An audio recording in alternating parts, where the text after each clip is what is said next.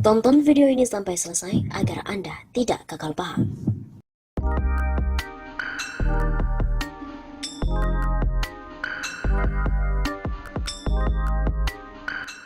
Halo Sobat 651 Safa, kembali bersama dengan kami untuk mengulas fakta-fakta perpolitikan dan juga informasi terkini di tanah air. Duit semua naik sampai 26,46 miliar rupiah gaji dan juga tunjangan anggota DPRD DKI Jakarta dibandingkan tahun 2021. Naik hingga 26,46 miliar rupiah gaji dan juga tunjangan DPRD DKI Jakarta dibandingkan tahun kemarin. Naiknya anggaran gaji dan tunjangan tersebut didasari oleh Keputusan Menteri Dalam Negeri Nomor 903/5850 tahun 2021 tentang evaluasi RAPBD DKI Jakarta tahun anggaran 2022. Untuk anggaran gaji dan tunjangan DPRD DKI di tahun 2022 ini, diketahui dana tersebut berada pada nominal 177,37 miliar rupiah yang pada sebelumnya berada pada nominal 150,94 miliar rupiah. Kenaikan anggaran yang paling signifikan terlihat pada tunjangan perumahan yang sebelumnya berjumlah 76,92 miliar rupiah pada tahun 2021, kini naik menjadi 102,36 miliar rupiah untuk anggaran tunjangan perumahan di tahun 2022. Dengan demikian, apabila dikalkulasikan jumlahnya dengan jumlah keseluruhan anggota DPRD DKI, maka setiap anggota akan menerima tambahan tunjangan perumahan sebesar 80 juta rupiah per bulannya. Selain anggaran pada pos perumahan, kenaikan juga tercatat pada pos anggaran lain, seperti pada pos anggaran belanja tunjangan komunikasi intensif pimpinan dan anggota dewan yang naik sebesar 636 juta rupiah dari pos anggaran di tahun 2021. Selain itu, tunjangan reses DPRD DKI Jakarta juga naik hingga sebanyak 159 juta rupiah dari anggaran di tahun sebelumnya. Di bawah ini, kami menyajikan rincian alokasi anggaran hak keuangan dan administratif DPRD dalam RAPBD DKI tahun 2022. Di antaranya yang pertama, belanja uang representasi 3,7 miliar rupiah, belanja tunjangan jabatan 5,36 miliar rupiah, belanja tunjangan alat kelengkapan 459,21 juta rupiah, belanja tunjangan komunikasi intensif pimpinan dan anggota DPRD 27,34 miliar rupiah, belanja tunjangan reses 6,83 miliar rupiah, belanja tunjangan perumahan 102,36 miliar rupiah, belanja tunjangan transportasi 26,05 miliar rupiah, dan belanja dana operasional pimpinan DPRD 676 juta rupiah.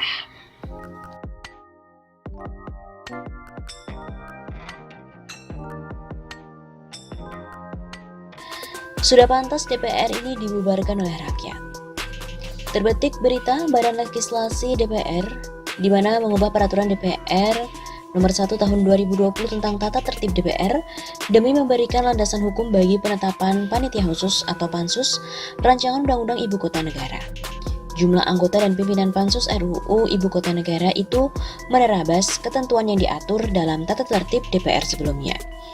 Tindakan itu dinilai menunjukkan DPR tidak mengikuti asas bernegara yang baik.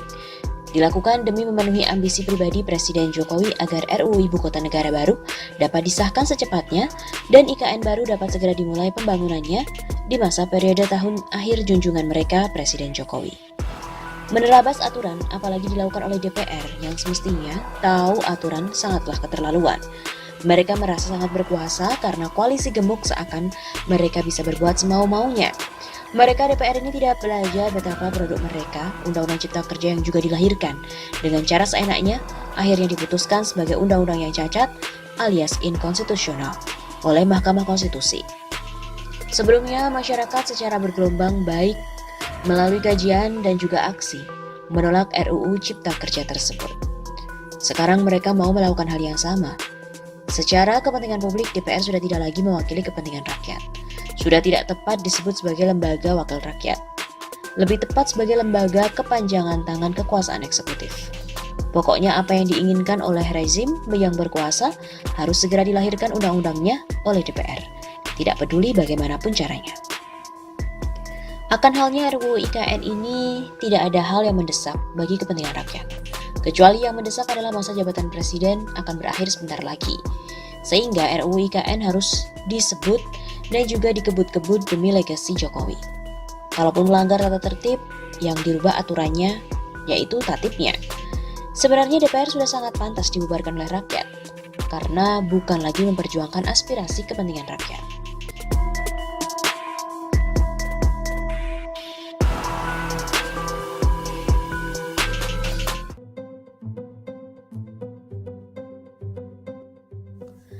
Memang kalian itu pantas disebut tak baik. Setelah dilantik menjadi anggota DPR dan DPD, yang kalian tunjukkan di depan rakyat adalah perebutan kursi pimpinan DPR dan MPR. Kalian semua betul-betul politikus yang sebenarnya. Kalian itu hanya kasak kusuk memperebutkan kursi ketua DPR dan ketua MPR.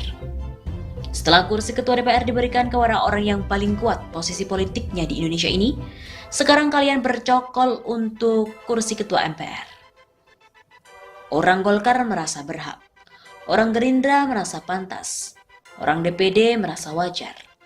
Berhak, pantas, wajar menduduki kursi ketua MPR. Kalian saling sikut, lobi sana, lobi sini. Sedikitpun kalian tak ingat korban yang ada di Wamena dan para korban yang dibakar di kota yang horor itu. Anak kecil jadi korban. Ya, seperti itu di Papua. Malah kalian berpesta pora di gedung parlemen, bagi-bagi kursi pimpinan, ketawa ketiwi menyambut kenyamanan hidup kalian, menyambut peluang-peluang korupsi yang bakal bertebaran di sekitar kalian. Korupsi yang tidak akan bisa lagi ditangkap oleh KPK setelah kalian lumpuhkan lembaga anti korupsi itu dengan dukungan Jokowi. Sangat memalukan, memuakkan, mencicikan. Tak pantas kalian dijuluki anggota dewan yang terhormat. Tak pantas kalian disebut senator rakyat. Karena kalian tidak punya kehormatan sama sekali.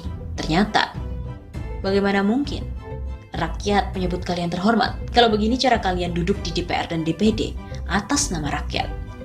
Kalian bergembira ria di gedung parlemen, senang dilantik. Senang bayangkan segala macam fasilitas dan keistimewaan yang bakal kalian sandang sebagai anggota DPR dan DPD. Sungguh luar biasa kalian yang tak punya hati. Foto-foto kalian yang tersenyum lebar sudah dilihat oleh seluruh rakyat.